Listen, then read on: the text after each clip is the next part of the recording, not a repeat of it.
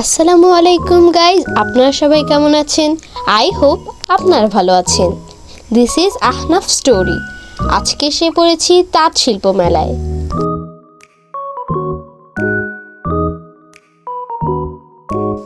এরপর আমি bike stand দেখতে এসে পড়েছিলাম।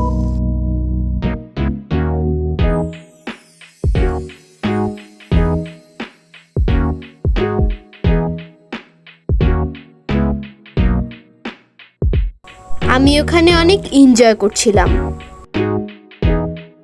এরপর আমি আর আমার বোন এসে পড়েছিলাম টার্কিশ থিমের একটি রেস্টুরেন্টে। দেন আমি চলে এসেছিলাম মিনিসোতে। মিনিসো থেকে একটি কিউট বটল নিলাম। তো আজকে এই পর্যন্তই। আল্লাহ হাফেজ।